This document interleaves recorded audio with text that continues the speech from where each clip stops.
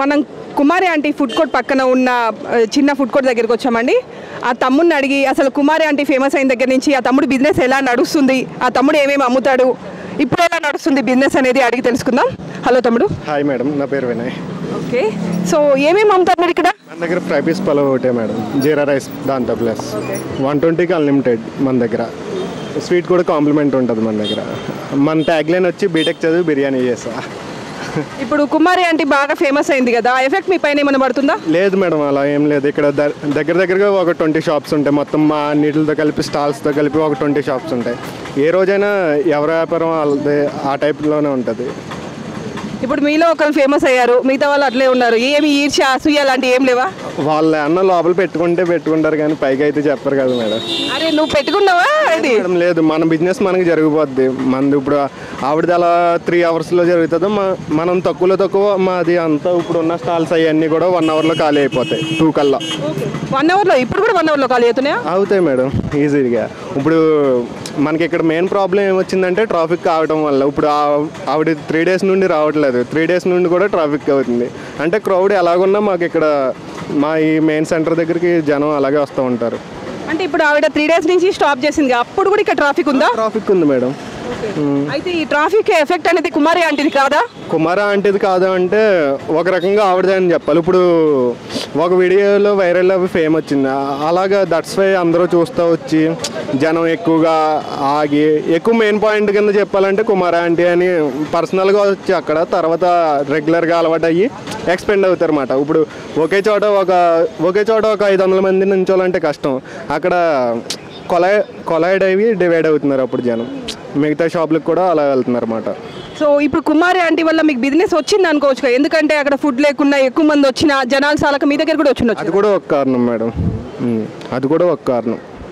ఇప్పుడు మీ దగ్గర బిర్యానీ ఎంత మీరు చెప్పిన jeera rice? 120 madam, jeera rice plus bagara chicken fry 120కి అన్లిమిటెడ్.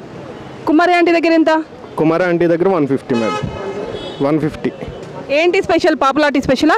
పాపులారిటీ అనుకోవచ్చు. ఇప్పుడు నా దగ్గర కూడా జనం ఎక్కువ అయిపోతే నేను అలాగే చేస్తాను కదా నెక్స్ట్ స్టెప్. ఇప్పుడు ఆవిడ కూడా స్టార్టింగ్లో తక్కువే, 120, 100 అలా. ఇప్పుడు పాపులారిటీ అవ్వచ్చు, లేకపోతే రేట్లు పెరగడం అవ్వచ్చు. మాకు అదే రేట్లో అవునా నేను కొద్దిగా బిజినెస్ పెంచుకునే దాకా నేను ఆ రేట్కి తక్కువ నాకు ఎక్కువ లాభం వచ్చినా రాకపోయినా ఆ రేట్కి అందివ్వాలి. ఒక స్వీట్ కాంప్లిమెంట్ అంటే జనాలని అట్రాక్షన్ అయినా బిజినెస్ స్ట్రాటజిక్స్ అయినా దట్స్ వై నేను ఈ రేట్కి ఇస్తున్నా. మనకు అంత లాభం వచ్చినా రాకపోయినా ఆ రేట్కి ఇవ్వడం కారణం జనాలందరినీ అట్రాక్ట్ చేసుకోవడానికి. డైలీ నీ దగ్గరికి ఎంతమంది వస్తారు? డైలీ ఒక 100 మెంబర్స్. ఇప్పుడు కుమారి ఆంటీ పాపులర్ అయింది కదా, ఆ తర్వాత నుంచి ఎంతమంది వస్తారు? అప్పుడైనా అంతే మేడం, ఇప్పుడు ఎవరికి ఉండే బిజినెస్ వాళ్ళకు ఉంటుంది అంతే. ఇప్పుడు కుమారి మేడం దగ్గర ఉన్నారని ప్రతి ఒక్కరు వెళ్ళి అక్కడైతే తినలేరు కదా. అంటే ఇంకా బిజినెస్ పెరిగిందా అని, అంటే అక్కడ ఫుడ్ లేక ఇక్కడికి ఇట్లా వస్తారు కదా. ఒక 2 months నుండి అయితే బాగా జనం అయితే నార్మల్గా అయితే ఒక 80% జనం వస్తున్నారంటే ఇప్పుడు ఫేమస్ అయిపోయాక 100% వస్తున్నారు అన్నమాట. అంటే ఖాళీ లేకుండా. ఇదివరకు 2 అవర్స్లో మా బిజినెస్ క్లోజ్ అవుతుంటే ఇప్పుడు 1 అవర్లో క్లోజ్ అయిపోతుంది. అంటే కుమారి ఆంటీ ఫేమస్ కావడం అనేది మీకు కూడా మంచి అయింది?